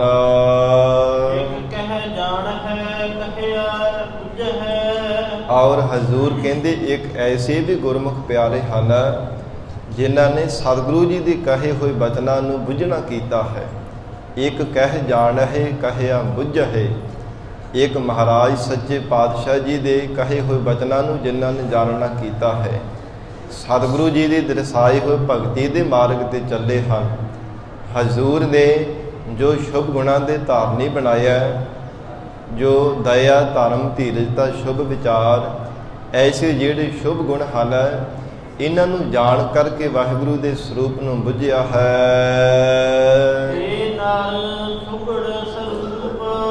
ਧੰਨ ਗੁਰੂ ਨਾਨਕ ਦੇਵ ਸਾਹਿਬ ਪਾਤਸ਼ਾਹ ਜੀ ਨੇ ਬਚਨ ਕੀਤਾ, ਤੇ ਨਾਰਦ ਸੋਗੜ ਸਰੂਪ। ਸੋਗੜ ਕਹਿੰਦੇ ਨੇ ਸੁੰਦਰ ਸਰੂਪ ਵਾਲੇ ਹਨ। ਉਹ ਹਿਰਦੇ ਕਰਕੇ ਵੀ ਸ਼ੁੱਧ ਹਨ, ਹਿਰਦੇ ਕਰਕੇ ਵੀ ਉਹਨਾਂ ਦਾ ਸੁੰਦਰ ਸਰੂਪ ਹੈ। ਪਰਮਾਤਮਾ ਨੇ ਉਹਨਾਂ ਨੂੰ ਸ਼ੁੱਧ ਸਰੂਪ ਵਾਲੇ ਬਣਾਉਣਾ ਕੀਤਾ, ਕਿਉਂਕਿ ਉਹਨਾਂ ਨੇ ਸਤਿਗੁਰੂ ਜੀ ਦੇ ਕਹੇ ਹੋਏ ਬਚਨਾਂ ਨੂੰ ਸਤ ਕਰਕੇ ਮੰਨਿਆ ਹੈ। ਗਰੀਬ ਨਵਾਜ ਸਤਿਗੁਰੂ ਜੀ ਦੇ ਉਪਦੇਸ਼ ਰਾਹੀਂ ਉਹਨਾਂ ਨੇ ਵਾਹਿਗੁਰੂ ਦੇ ਸਰੂਪ ਨੂੰ ਬੁੱਝ ਲੈਣਾ ਕੀਤਾ। ਇਸ ਲਈ ਐਸੇ ਗੁਰਮੁਖ ਪਿਆਰੇ ਸੁੰਦਰ ਹਿਰਦੇ ਵਾਲੇ ਸ਼ੁੱਧ ਸਰੂਪ ਵਾਲੇ ਹਨ।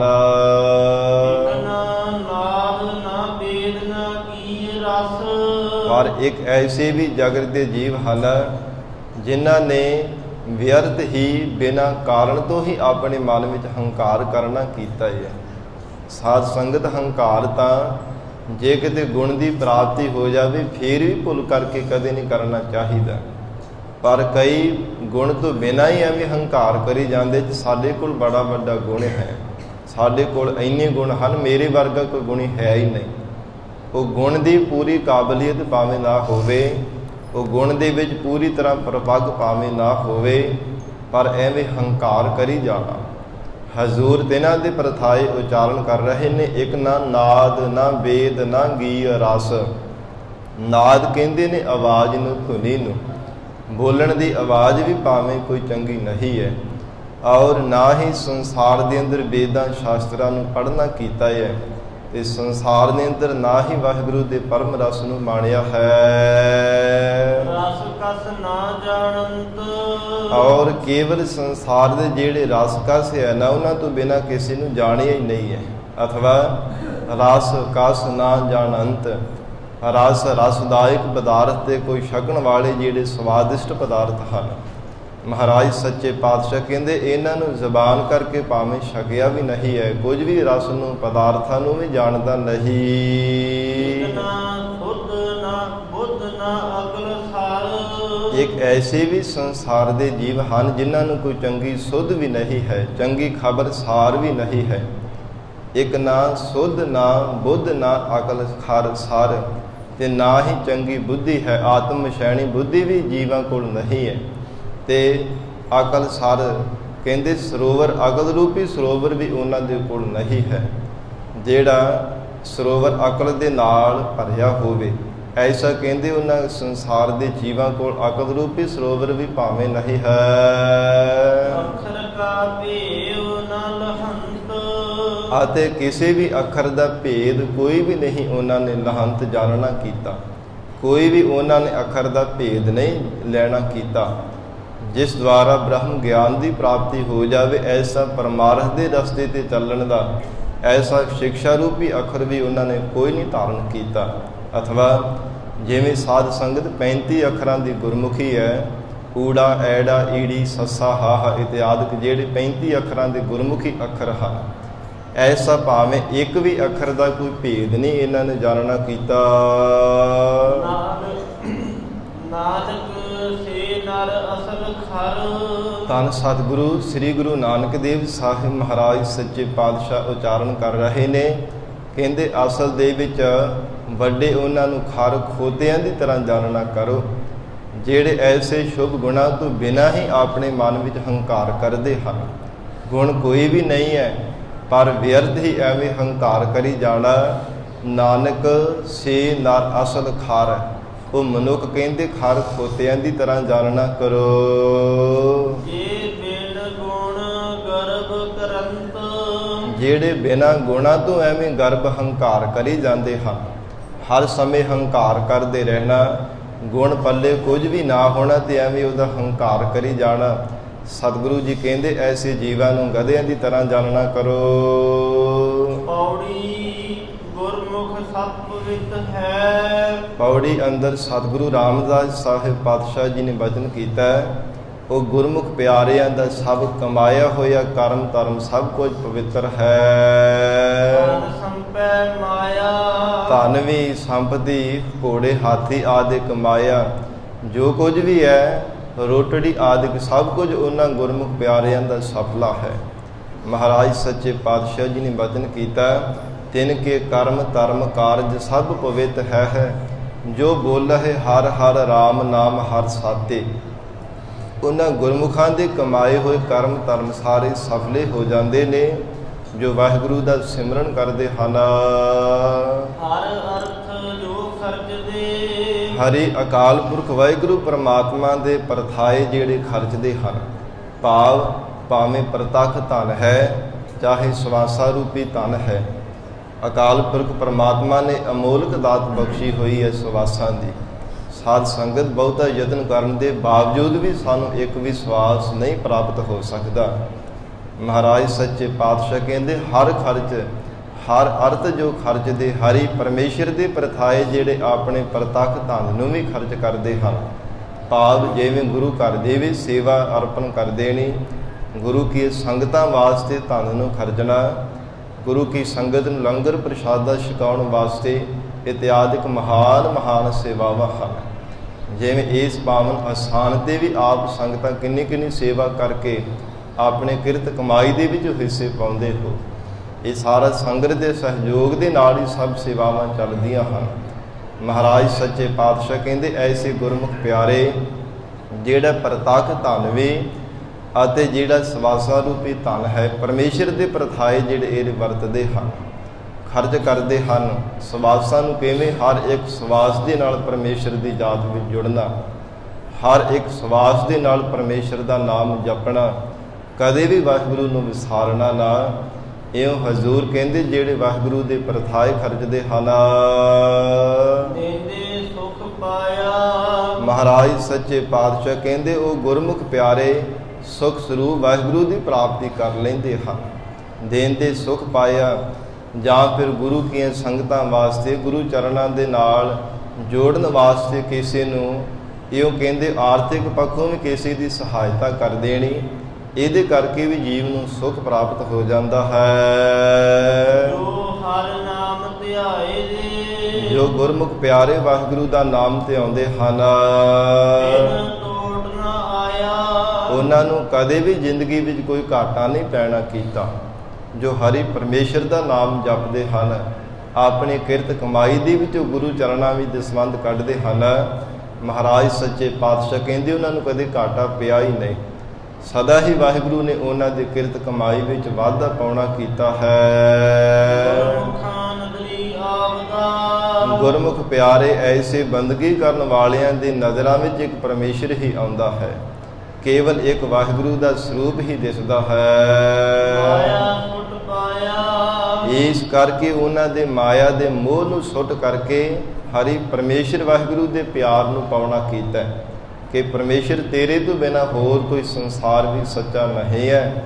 ਇਸ ਲਈ ਧਨ ਪਦਾਰਥਾਂ ਦੀ ਜਗਤ ਦੀ ਮੋਹ ਮਮਤਾ ਸੁੱਟ ਕਰਕੇ ਮਹਾਰਾਜ ਸੱਚੇ ਪਾਤਸ਼ਾਹ ਕਹਿੰਦੇ ਹਰੀ ਪਰਮੇਸ਼ਰ ਦੇ ਪਿਆਰ ਨੂੰ ਗੁਰਮੁਖਾਂ ਨੇ ਪਾਇਆ ਹੈ। ਧੰਨ ਸਤਿਗੁਰੂ ਰਾਮਦਾਸ ਸਾਹਿਬ ਪਾਤਸ਼ਾਹ ਜੀ ਨੇ ਉਚਾਰਨ ਕੀਤਾ ਹੈ, ਜੋ ਪਿਆਰ ਦੇ ਵਿੱਚ ਭਿੱਜ ਕੇ ਵਾਹਿਗੁਰੂ ਦੀ ਭਗਤੀ ਕਰਦੇ ਨੇ, ਐਸੇ ਭਗਤ ਜਨਾਂ ਦੇ ਹਿਰਦੇ ਵੀ ਸਦਾ ਹੀ ਚਿੱਤ ਵਿੱਚ ਪਰਮੇਸ਼ਰ ਦੀ ਯਾਦ ਆਉਂਦੀ ਹੈ। ਹੋਰ ਕੁਝ ਵੀ ਸੰਸਾਰ ਦੇ ਅੰਦਰ ਪਰਮੇਸ਼ਰ ਤੋਂ ਬਿਨਾਂ ਉਹਨਾਂ ਨੂੰ ਯਾਦ ਨਹੀਂ ਹੈ। ਜਿਸ ਜਗਤ ਦੀ ਕਿਰਤ ਕਰਦੇ ਨੇ ਫਿਰ ਵੀ ਪ੍ਰਮਾਤਮਾ ਦੀ ਯਾਦ ਵਿੱਚ ਜੁੜ ਕਰਕੇ ਰਹਿੰਦੇ ਹਨ। ਜਿਸ ਕਰਕੇ ਨਾਮੀ ਪਰਮੇਸ਼ਰ ਦੇ ਵਿੱਚ ਭਗਤ ਜਨਾਂ ਦਾ ਸਮਾਉਣਾ ਹੁੰਦਾ ਹੈ, ਕਿਉਂਕਿ ਮਨ ਬਾਣੀ ਸਰੀਰ ਕਰਕੇ ਸਦਾ ਹੀ ਵਾਹਿਗੁਰੂ ਦਾ ਚਿੰਤਨ ਕਰਦੇ ਹਨ। ਸਤ ਸੰਗਤ ਭਗਤ ਤਰਲੋਚਨ ਜੀ ਨੇ ਸ਼ੰਕਾ ਕੀਤਾ ਸੀ ਭਗਤ ਨਾਮਦੇਵ ਜੀ ਤੇ ਕਿ ਮੈਂ ਸੁਣਿਆ ਕਿ ਬੜੀ ਬੰਦਗੀ ਕਰਦਾ ਨਾਮਦੇਵ, ਹਰ ਸਮੇਂ ਰੱਬ ਨੂੰ ਚੇਤੇ ਕਰਦਾ ਹੈ, ਦੇਖ ਕਰਕੇ ਆਉਂਦਾ ਹਾਂ। ਜਦੋਂ ਘਰ ਦੇ ਵਿੱਚ ਆਏ ਤੇ ਸਾਧ ਸੰਗਤ ਘਰ ਦੀ ਕਿਰਤ ਕੰਮ ਕਰਦਿਆਂ ਹੋਇਆਂ ਕਿੰਨਾ ਸਮਾਂ ਦੇਖਿਆ। ਫਿਰ ਸਵਾਲ ਕੀਤਾ ਜੀ ਇਹ ਨਾਮਦੇਵ, ਮੈਂ ਤਾਂ ਬੜਾ ਤੁਹਾਡਾ ਪ੍ਰਤਾਪ ਸੁਣ ਕਰਕੇ ਆਇਆ ਸਾਂ, ਪਰ ਤੁਸੀਂ ਬੰਦਗੀ ਕਿਹੜੇ ਵੇਲੇ ਰੱਬ ਦੀ ਕਰਦੇ ਹੋ। ਉਹ ਸਮੇਂ ਫਿਰ ਸ਼ਲੋਕ ਉਚਾਰਨ ਕੀਤਾ, ਨਾਮਾ ਕਹਿ ਤੇ ਲੋਚਨਾ ਮੁਖ ਤੇ ਰਾਮ ਸੰਭਾਲ, ਹਾਥ ਪਾਉ ਕਰ ਕਾਮ ਸਭ ਚੀਤ ਨਿਰੰਜਨ ਨਾਲ। ਕਹਿੰਦੇ ਚਿੱਤ ਤਾਂ ਸਾਡਾ ਵਿਹਲਾ ਹੈ, ਹੱਥਾਂ ਪੈਰਾਂ ਦੇ ਨਾਲ ਭਾਵੇਂ ਕਿਰਤ ਕਰਨੀ ਹੈ, ਪਰ ਚਿੱਤ ਨੂੰ ਕਿਉਂ ਵਿਹਲਾ ਰਹਿਣ ਦੇਣਾ। ਚਿੱਤ ਨੂੰ ਕਿਉਂ ਐਵੇਂ ਜਗਤ ਦੀ ਝੂਠੀ ਮੋਹ ਮਮਤਾ ਵਿੱਚ ਲਗਾਉਣਾ। ਇਹਨੂੰ ਪਰਮੇਸ਼ਰ ਦੇ ਚਰਨਾਂ ਦੇ ਨਾਲ ਜੋੜਨਾ ਹੀ ਲਾਹੇਵੰਦ ਹੈ। ਇਸ ਲਈ ਮਹਾਰਾਜ ਸੱਚੇ ਪਾਤਸ਼ਾਹ ਕਹਿੰਦੇ ਭਗਤ ਜਨਾਂ ਦੇ ਹਿਰਦੇ ਵਿੱਚ ਵਾਹਿਗੁਰੂ ਦੀ ਯਾਦ ਤੋਂ ਬਿਨਾਂ ਕੋਈ ਦੂਸਰਾ ਨਹੀਂ ਹੈ। ਜਿਸ ਕਰਕੇ ਨਾਮੀ ਵਾਹਿਗੁਰੂ ਦੇ ਵੀ ਸਮਾਉਣਾ ਹੋਇਆ ਹੈ। ਲੋਕ ਮਹੱਲਾ ਚੌਥਾ, ਸਤਿਗੁਰੂ ਸੇਵਨ ਸੇਵਨ ਭਾਗੀ। ਧੰਨ ਸਤਿਗੁਰੂ ਸ੍ਰੀ ਗੁਰੂ ਰਾਮਦਾਸ ਸਾਹਿਬ ਪਾਤਸ਼ਾਹ ਜੀ ਉਚਾਰਨ ਕਰ ਰਹੇ ਨੇ, ਜਿਹੜੇ ਗੁਰਮੁਖ ਪਿਆਰੇ ਸਤਿਗੁਰੂ ਜੀ ਦੀ ਸੇਵਾ ਕਮਾਉਂਦੇ ਹਨ, ਉਹਨਾਂ ਦੇ ਬਹੁਤ ਵੱਡੇ ਭਾਗ ਜਾਣੋ, ਕਿਉਂਕਿ ਸਾਧ ਸੰਗਤ ਭਾਗਾਂ ਤੋਂ ਬਿਨਾਂ ਵੀ ਗੁਰੂ ਕੀ ਸੇਵਾ ਨੂੰ ਨਹੀਂ ਕੀਤਾ ਜਾ ਸਕਦਾ। ਸਤਿਗੁਰੂ ਜੀ ਦੀ ਸੇਵਾ ਨੂੰ ਕਮਾਉਣਾ ਵੀ ਕੋਈ ਐਵੇਂ ਨਹੀਂ ਹੈ। ਮਹਾਰਾਜ ਸੱਚੇ ਪਾਤਸ਼ਾਹ ਕਿਰਪਾ ਕਰ ਦੇਣ, ਹਿਰਦੇ ਵਿੱਚ ਨਿਮਰਤਾ ਦੀ ਦਾਤ ਬਖਸ਼ਿਸ਼ ਕਰ ਦੇਣ, ਹੰਕਾਰ ਨੂੰ ਅਭਾਵ ਕਰ ਦੇਣ, ਤਾਂ ਕਿਤੇ ਭਾਵਨਾ ਦੀ ਸਿੱਧ ਹੋ ਕੇ ਸਤਿਗੁਰੂ ਜੀ ਦੀ ਸੇਵਾ ਕੀਤੀ ਜਾ ਸਕਦੀ ਹੈ। ਮਹਾਰਾਜ ਸੱਚੇ ਪਾਤਸ਼ਾਹ ਇਸ ਲਈ ਬਖਸ਼ਿਸ਼ ਕਰ ਰਹੇ ਨੇ, ਸਤਿਗੁਰ ਸੇਵਨ ਸੇਵਡ ਭਾਗੀ। ਉਹ ਵੱਡਿਆਂ ਭਾਗਾਂ ਵਾਲੇ ਗੁਰਮੁਖ ਪਿਆਰੇ ਹਨ, ਜਿਹੜੇ ਸਤਿਗੁਰੂ ਜੀ ਦੇ ਬਚਨਾਂ ਨੂੰ ਸਤ ਕਰਕੇ ਮੰਨਣ ਰੂਪ ਐਸੀ ਸੇਵਾ ਕਰਦੇ ਹਨ।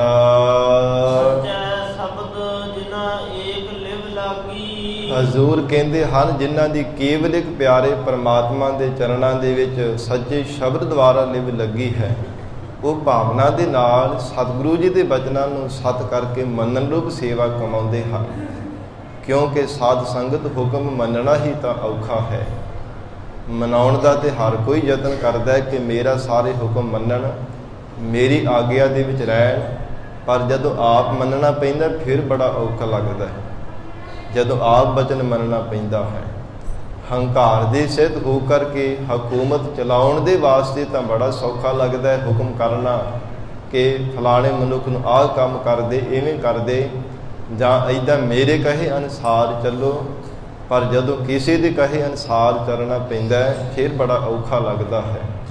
ਇਸ ਲਈ ਹਜ਼ੂਰ ਨੇ ਬਚਨ ਕੀਤਾ, ਜਿਨ੍ਹਾਂ ਨੇ ਸਤਿਗੁਰੂ ਜੀ ਦਾ ਉਪਦੇਸ਼ ਸਤ ਕਰਕੇ ਮੰਨਿਆ ਹੈ, ਏਕ ਲਿਵ ਲਾਗੀ ਉਹਨਾਂ ਗੁਰਮੁਖ ਪਿਆਰਿਆਂ ਦੀ ਇੱਕ ਵਾਹਿਗੁਰੂ ਦੇ ਚਰਨਾਂ ਵਿੱਚ ਲਿਵ ਲੱਗੀ ਹੈ। ਗਿਰਹਿ ਕੁਟੰਬ ਵਹਿ ਸਹਿਜ ਸਮਾਧੀ। ਗ੍ਰਹਿ ਗ੍ਰਸਥ ਆਸ਼ਰਮ ਧਰਮ ਦੇ ਵਿੱਚ ਕੁਟੰਬ ਪਰਿਵਾਰ ਦੇ ਵਿੱਚ ਰਹਿੰਦੇ ਹੋਇਆਂ ਵੀ ਸੁਭਾਵਕ ਹੀ ਉਹਨਾਂ ਦੀ ਵਾਹਿਗੁਰੂ ਦੇ ਚਰਨਾਂ ਵਿੱਚ ਸਮਾਧੀ ਲੱਗੀ ਰਹਿੰਦੀ ਹੈ।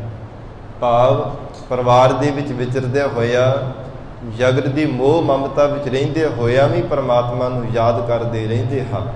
ਅਥਵਾ ਇਹ ਸਰੀਰ ਰੂਪੀ ਸਾਧ ਸੰਗਤ ਗ੍ਰਸਥ ਇਹ ਧਰਮ ਹੈ। ਸਰੀਰ ਪਰਮਾਤਮਾ ਨੇ ਗ੍ਰਸਥ ਧਰਮ ਬਣਾਇਆ ਹੋਇਆ ਹੈ।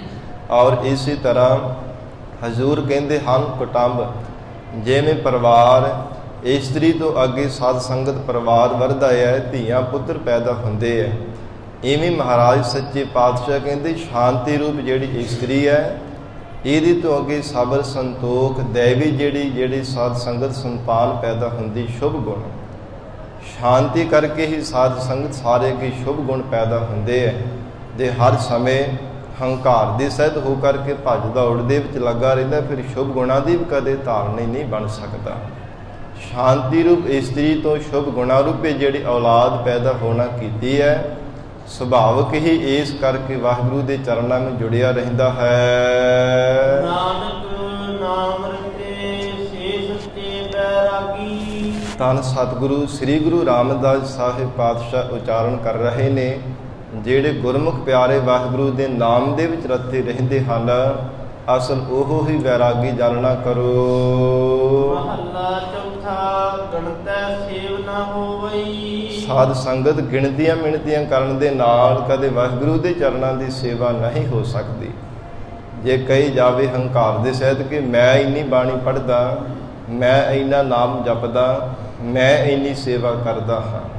ਸਾਧ ਸੰਗਤ ਹਜ਼ੂਰ ਕਹਿੰਦੇ ਐਸੀ ਗਿਣਤੀਆਂ ਮਿਣਤੀਆਂ ਕਰਨ ਦੇ ਨਾਲ ਹੰਕਾਰ ਦੇ ਸਹਿਤ ਹੋ ਕਰਕੇ ਕਦੇ ਵਾਹਿਗੁਰੂ ਦੀ ਸੇਵਾ ਨੂੰ ਨਹੀਂ ਕੀਤਾ ਜਾ ਸਕਦਾ। ਥਾਇ ਨਾ ਪਾਏ। ਜੋ ਕੁਝ ਕੀਤਾ ਹੋਇਆ ਉਹ ਵੀ ਥਾਂ ਹੀ ਨਹੀਂ ਪੈਂਦਾ, ਕਿਉਂਕਿ ਹੰਕਾਰ ਕਰੀ ਜਾਂਦਾ। ਕਰਮ ਤਾਂ ਭਾਵੇਂ ਸ਼ੁਭ ਕਰਦਾ ਜੀਵਨ ਨੂੰ ਸਫਲਾ ਬਣਾਉਣ ਦੇ ਲਈ, ਪਰ ਉਹਦਾ ਕੀਤੇ ਹੋਏ ਦਾ ਮਨ ਵਿੱਚ ਹੰਕਾਰ ਕਰੀ ਜਾਂਦਾ, ਫਿਰ ਕਿਸੇ ਲੇਖੇ ਵਿੱਚ ਨਹੀਂ ਪੈਂਦਾ। ਜਗਤ ਅੰਦਰ ਸ਼ਬਦ ਹੈ, ਸਤਿਗੁਰੂ ਜੀ ਦੇ ਉਪਦੇਸ਼ ਨੂੰ ਧਾਰਨ ਕਰਕੇ ਕਦੇ ਵਾਹਿਗੁਰੂ ਦੇ ਪਰਮ ਰਸ ਦੇ ਸਵਾਦ ਨੂੰ ਨਹੀਂ ਲਾਉਣਾ ਕੀਤਾ, ਜਿਸ ਕਰਕੇ ਸੱਚੇ ਵਾਹਿਗੁਰੂ ਦੇ ਚਰਨਾਂ ਦੇ ਨਾਲ ਭਾਵ ਪਿਆਰ ਨਹੀਂ ਲੱਗਣਾ ਕੀਤਾ। ਸੱਚੇ ਨਾਮ ਦੇ ਨਾਲ ਵੀ ਕਦੇ ਪਿਆਰ ਨਹੀਂ ਪੈਣਾ ਕੀਤਾ। ਅਤੇ ਸਤਿਗੁਰੂ ਜੀ ਦਾ ਜਿਹੜਾ ਸੱਚਾ ਉਪਦੇਸ਼ ਹੈ ਉਹ ਵੀ ਮਨ ਨੂੰ ਪਿਆਰਾ ਨਹੀਂ ਲੱਗਦਾ। ਸਤਿਗੁਰਾਂ ਦਾ ਉਪਦੇਸ਼, ਸਤਿਗੁਰੂ ਜੀ ਦਾ ਹੁਕਮ, ਗੁਰੂ ਕੀ ਜੋ ਆਗਿਆ ਹੈ ਉਹ ਸਿਰ ਮੱਥੇ ਨਹੀਂ ਮੰਨਣਾ ਕਰਦਾ। ਮਨ ਮੰਨਦਾ ਹੀ ਨਹੀਂ ਕਿ ਸਤਿਗੁਰਾਂ ਦੇ ਬਚਨਾਂ ਨੂੰ ਮੰਨਣਾ। ਮਹਾਰਾਜ ਸੱਚੇ ਪਾਤਸ਼ਾਹ ਜੀ ਦੀ ਆਗਿਆ ਨੂੰ ਸਤ ਕਰਕੇ ਮੰਨਣਾ ਮਨ ਦਾ ਸੁਭਾਅ ਹੈ। ਜਿਹੜਾ ਮਨ ਨੂੰ ਚੰਗਾ ਲੱਗੇ ਬਚਨ ਉਹ ਮੰਨ ਲਿਆ, ਨਹੀਂ ਤੇ ਆਖਣਾ ਕਿ ਨਹੀਂ ਇਹ ਬਚਨ ਮੇਰੇ ਅਨੁਕੂਲ ਨਹੀਂ, ਮੈਂ ਨਹੀਂ ਮੰਨਣਾ ਇਸ ਬਚਨ ਨੂੰ। ਇਹ ਮਨ ਦਾ ਸੁਭਾਅ ਹੈ। ਮਹਾਰਾਜ ਸੱਚੇ ਪਾਤਸ਼ਾਹ ਸਤਿਗੁਰੂ ਰਾਮਦਾਸ ਸਾਹਿਬ ਜੀ ਨੇ ਫਰਮਾਨ ਕੀਤਾ, ਸਤਿਗੁਰ ਪਿਆਰਾ ਨਾ ਲੱਗਈ। ਕਹਿੰਦੇ ਗੁਰੂ ਪਾਤਸ਼ਾਹੀ ਦਾ ਜਿਹੜਾ ਬਚਨ ਹੈ, ਸਤਿਗੁਰਾਂ ਦਾ ਸੱਚਾ ਉਪਦੇਸ਼ ਹੈ, ਉਹ ਵੀ ਮਨ ਨੂੰ ਪਿਆਰਾ ਨਹੀਂ ਲੱਗਦਾ। ਐਸਾ ਜਿਹੜਾ ਮਨ ਕਰਕੇ ਹੱਠ ਕਰਨ ਵਾਲਾ ਮਨੁੱਖ ਹੈ ਉਹ ਬਾਰ-ਬਾਰ ਆਵੇ ਜਾਏ, ਜਗਤ ਵਿੱਚ ਆਉਂਦਾ ਹੈ ਤੇ ਚਲਿਆ ਜਾਂਦਾ ਹੈ, ਜਨਮਦਾ ਹੈ ਤੇ ਮਰ ਜਾਂਦਾ ਹੈ। ਐਸਾ ਜਿਹੜਾ ਮਨ ਹੱਠ ਕਰਨ ਵਾਲਾ, ਗਿਣਤੀਆਂ ਮਿਣਤੀਆਂ ਕਰਨ ਵਾਲਾ ਹੈ, ਹਜ਼ੂਰ ਕਹਿੰਦੇ ਕਦੇ ਸੰਗਤ ਆ ਜਾਂਦਾ, ਕਦੇ ਸੰਗਤ ਵਿੱਚੋਂ ਚਲਿਆ ਜਾਂਦਾ ਹੈ। ਔਰ ਐਸੀ ਉਹ ਜੀਵ ਦੀ ਹਾਲਤ ਹੈ, ਕਦੇ ਇੱਕ ਥਾਂ ਤੇ ਟਿਕ ਕਰਕੇ ਬੈਠਦਾ ਹੀ ਨਹੀਂ। ਚੰਗੇ ਕਰਮ ਵੀ ਕਰਦਾ ਹੈ ਤੇ ਪਰ ਨਾਲ ਨਾਲ ਹੰਕਾਰ ਕਰੀ ਜਾਂਦਾ ਹੈ। ਇਸ ਕਰਕੇ ਬਾਰ-ਬਾਰ ਐਸਾ ਹੰਕਾਰੀ ਜੀਵ ਜਗਤ ਵਿੱਚ ਆਉਂਦਾ ਤੇ ਜਾਂਦਾ ਹੈ।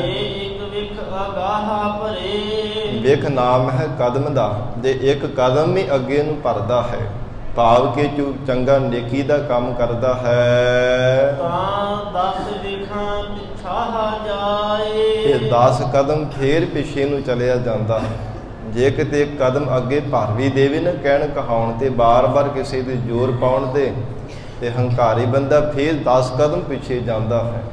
ਭਾਵ ਪਰਮਾਰਥ ਦੇ ਰਸਤੇ ਤੇ ਚੱਲਣ ਵਾਸਤੇ ਇੱਕ ਕਦਮ ਪੁੱਟਿਆ, ਤੇ 10 ਕਦਮ ਪਿੱਛੇ ਜਾ ਕਰਕੇ 10 ਗੁਣਾ ਵੱਧ ਹੋਰ ਵਿਕਾਰਾਂ ਵਿੱਚ ਜਾ ਕੇ ਗਲਤਾਨ ਹੋ ਗਏ, ਹੋਰ ਵੀ ਭੈੜੀ ਸੰਗਤ ਕਰਨੀ ਸ਼ੁਰੂ ਕਰ ਦਿੰਦਾ ਹੈ। ਸਤਿਗੁਰ ਕੀ ਸੇਵਾ ਚਾਕਰੀ। ਧੰਨ ਸਤਿਗੁਰੂ ਸ੍ਰੀ ਗੁਰੂ ਰਾਮਦਾਸ ਸਾਹਿਬ ਪਾਤਸ਼ਾਹ ਜੀ ਕਹਿੰਦੇ, ਜਿਹੜੇ ਸਤਿਗੁਰੂ ਜੀ ਦੀ ਸੇਵਾ ਕਰਨੀ ਹੈ ਨਾ, ਚਾਕਰੀ ਕਰਨੀ ਹੈ, ਦਾਸ ਦਾ ਭਾਵ ਧਾਰਨ ਕਰਕੇ, ਨਿਮਰਤਾਵਾਨ ਹੋ ਕਰਕੇ ਜੋ ਸਤਿਗੁਰਾਂ ਦੀ ਸੇਵਾ ਕਮਾਉਣੀ ਹੈ, ਉਹ ਤਾਂ ਹੀ ਕੀਤੀ ਹੋਈ ਚਾਕਰੀ ਸਫਲੀ ਹੈ ਜੇ ਸਤਿਗੁਰੂ ਜੀ ਦੇ ਭਾਣੇ ਆਗਿਆ ਵਿੱਚ ਚੱਲਦਾ ਹੈ, ਸਤਿਗੁਰਾਂ ਦੇ ਭਾਣੇ ਨੂੰ ਸਤ ਕਰਕੇ ਮੰਨਦਾ ਹੈ, ਹਜ਼ੂਰ ਦੇ ਬਚਨਾਂ ਤੇ ਕਦੇ ਵੀ ਕਾਲ ਕਨੌਟ ਨਹੀਂ ਕਰਦਾ। ਮਹਾਰਾਜ ਸੱਚੇ ਪਾਤਸ਼ਾਹ ਕਹਿੰਦੇ, ਤਿਨ ਕਾ ਗਾਵੇ ਸੁਣਿਆ ਸਭ ਥਾਏ ਪਵੈ, ਜਿਨ ਸਤਿਗੁਰ ਕੀ ਆਗਿਆ ਸਤ ਸਤ ਕਰ ਮਾਨੀ। ਜੋ ਸਤਿਗੁਰੂ ਜੀ ਦੀ ਆਗਿਆ ਨੂੰ ਸਤ ਕਰਕੇ ਮੰਨਦੇ ਹਨ, ਉਹਨਾਂ ਦਾ ਗਾਵਿਆ, ਸੁਣਿਆ, ਪੜ੍ਹਿਆ, ਕੀਤੀ ਹੋਈ ਸੇਵਾ ਸਫਲੀ ਹੋ ਜਾਂਦੀ ਹੈ। ਸਾਧ ਸੰਗਤ, ਧੰਨ ਸਤਿਗੁਰੂ ਸ੍ਰੀ ਗੁਰੂ ਰਾਮਦਾਸ ਸਾਹਿਬ ਮਹਾਰਾਜ ਸੱਚੇ ਪਾਤਸ਼ਾਹ ਜੀ ਅਜੇ ਗੁਰਤਾ ਗੱਦੀ ਦੀ ਦਾਤ ਪ੍ਰਾਪਤ ਨਹੀਂ ਸੀ ਹੋਈ। ਬਾਬਾ ਜੇਠਾ ਜੀ ਦੇ ਰੂਪ ਵਿੱਚ ਮਹਾਰਾਜ ਸੱਚੇ ਪਾਤਸ਼ਾਹ ਧੰਨ ਸ੍ਰੀ ਗੁਰੂ ਅਮਰਦਾਸ ਸਾਹਿਬ ਜੀ ਦੇ ਚਰਨਾਂ ਵਿੱਚ ਰਹਿ ਕੇ ਸੇਵਾ ਕਰਦੇ ਸਨ।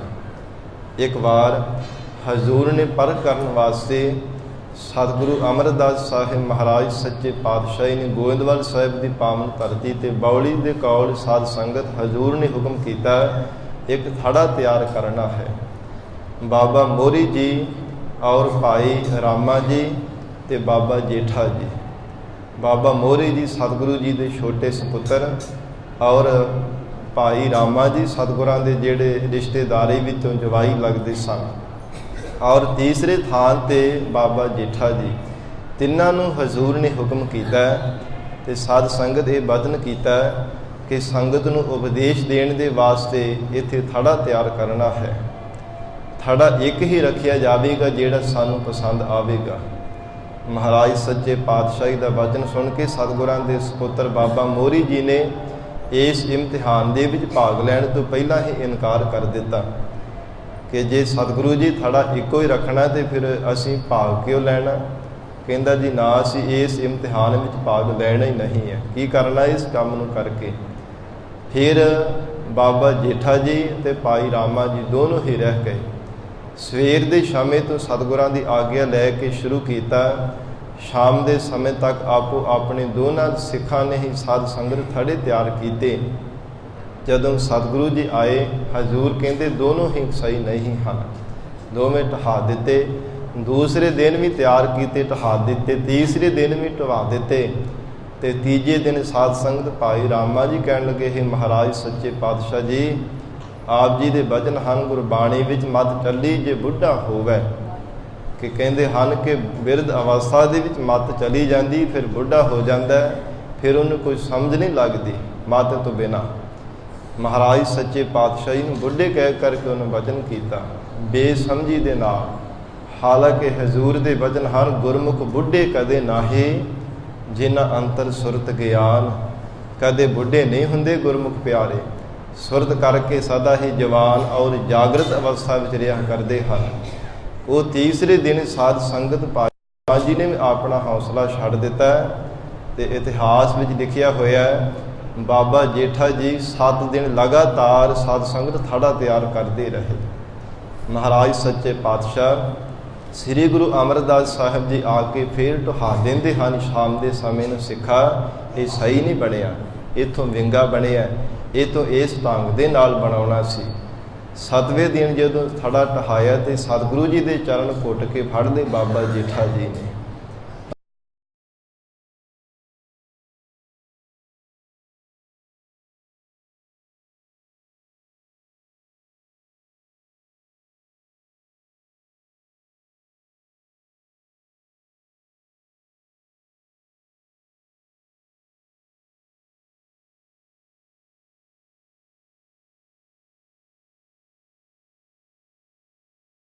ਗੁਰੂ ਜੀ ਆਪ ਕਿਰਪਾ ਕਰਕੇ ਜੇ ਸੇਵਾ ਦਾ ਮੌਕਾ ਬਖਸ਼ਦੇ ਹੋ ਤੇ ਸੇਵਾ ਕਰਨ ਦੀ ਜਾਚ ਵੀ ਆਪੇ ਹੀ ਦੱਸੋ। ਐਸੀ ਨਿਮਰਤਾ ਦੇਖ ਕਰਕੇ ਬਾਬਾ ਜੇਠਾ ਜੀ ਨੂੰ ਘੁੱਟ ਕਰਕੇ ਸਤਿਗੁਰੂ ਅਮਰਦਾਸ ਸਾਹਿਬ ਪਾਤਸ਼ਾਹ ਨੇ ਗਲ ਦੇ ਨਾਲ ਲਾਉਣਾ ਕੀਤਾ। ਐਸੀਆਂ ਮਹਾਨ ਪ੍ਰੀਖਿਆਵਾਂ ਲੈ ਕਰਕੇ ਫਿਰ ਸਤਿਗੁਰੂ ਜੀ ਨੇ ਗੁਰਤਾ ਗੱਦੀ ਦੀ ਦਾਤ ਬਖਸ਼ਿਸ਼ ਕੀਤੀ ਸੀ। ਇਹੋ ਧੰਨ ਸਤਿਗੁਰੂ ਸ੍ਰੀ ਗੁਰੂ ਰਾਮਦਾਸ ਸਾਹਿਬ ਮਹਾਰਾਜ ਕਹਿੰਦੇ ਹਨ, ਸਤਿਗੁਰ ਕੀ ਸੇਵਾ ਚਾਕਰੀ ਜੇ ਚੱਲਹਿ ਸਤਿਗੁਰ ਭਾਏ। ਜੇ ਸਤਿਗੁਰੂ ਜੀ ਦੀ ਆਗਿਆ ਅਨੁਸਾਰ ਚੱਲਦਾ ਹੈ ਤਾਂ ਕੀਤੀ ਹੋਈ ਸੇਵਾ ਸਫਲੀ ਹੁੰਦੀ ਹੈ। ਆਪ ਗਵਾਏ ਸਤਿਗੁਰੂ ਨੋ ਮਿਲੈ। ਜੇ ਆਪਾ ਭਾਵ ਗਵਾਵੇ ਹੰਕਾਰ ਤੋਂ ਰਹਿਤ ਹੋਵੇ।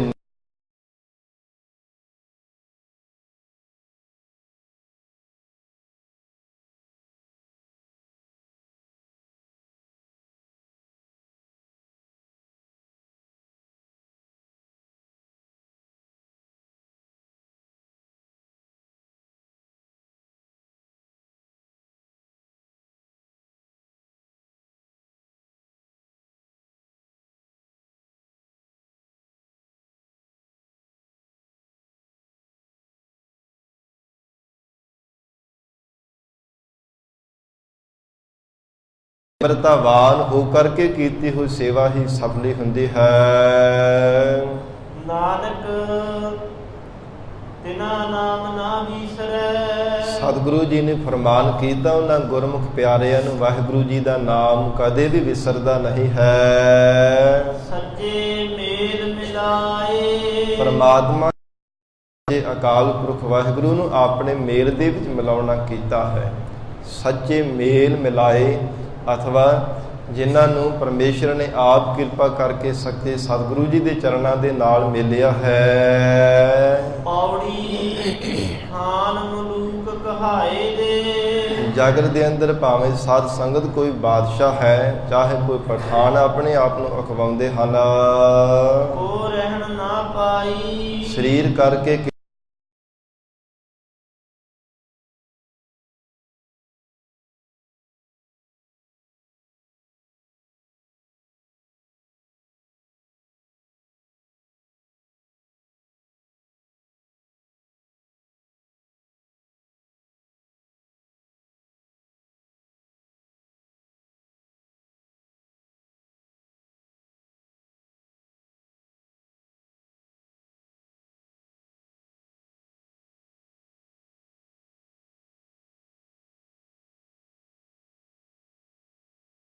ਕੌਣ ਵੇਗ।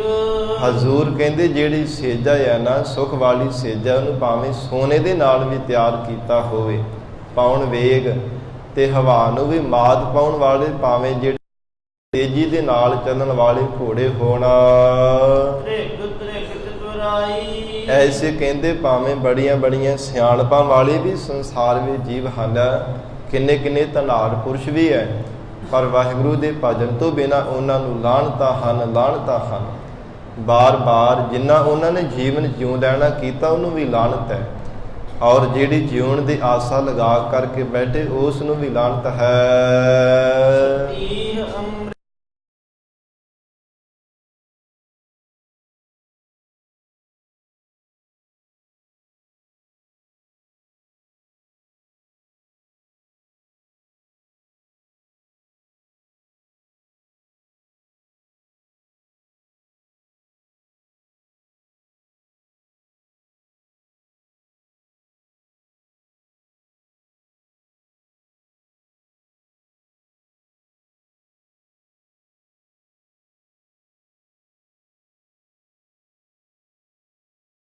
ਨਾਨਕ ਜੋ ਦੇਵੈ ਤਿਸੈ। ਪਾਤਸ਼ਾਹ ਜੀ ਸਮਾਪਤੀ ਦੀਆਂ ਪੰਕਤੀਆਂ ਵਿੱਚ ਫਰਮਾਨ ਕਰ ਰਹੇ ਨੇ, ਜੇ ਅਕਾਲ ਪੁਰਖ ਵਾਹਿਗੁਰੂ ਨੇ ਸਭ ਦਾਤਾਂ ਬਖਸ਼ੀਆਂ ਸਨ, ਜਿਸ ਪ੍ਰਮਾਤਮਾ ਨੇ ਜਗਤ ਅੰਦਰ ਖਾਣ ਪਹਿਨਣ ਵਾਸਤੇ ਬੇਅੰਤ ਦਾਤਾਂ ਦਿੱਤੀਆਂ, ਉਸ ਵਾਹਿਗੁਰੂ ਨੂੰ ਜਿਹੜੇ ਜੀਵ ਜਾਣਦੇ ਨਹੀਂ ਹਨ, ਭਾਵ ਪਰਮੇਸ਼ਰ ਨੂੰ ਕਦੇ ਪਹਿਚਾਣਦੇ ਨਹੀਂ, ਵਾਹਿਗੁਰੂ ਨੂੰ ਕਦੇ ਵੀ ਐਸੇ ਮਨਮੁਖ ਜੀਵ ਸਦਾ ਹੀ ਦੁੱਖ ਪਾਉਂਦੇ ਹਨ, ਜੰਮਣ ਮਰਨ ਦਾ ਦੁੱਖ ਪਾਉਂਦੇ ਹਨ, ਬਾਰ-ਬਾਰ ਗਰਭ ਦੀਆਂ ਜੂਨਾਂ ਦਾ ਦੁੱਖ ਪਾਉਂਦੇ ਹਨ, 84 ਦੇ ਗੇੜੇ ਵਿੱਚ ਪੈਣ ਦਾ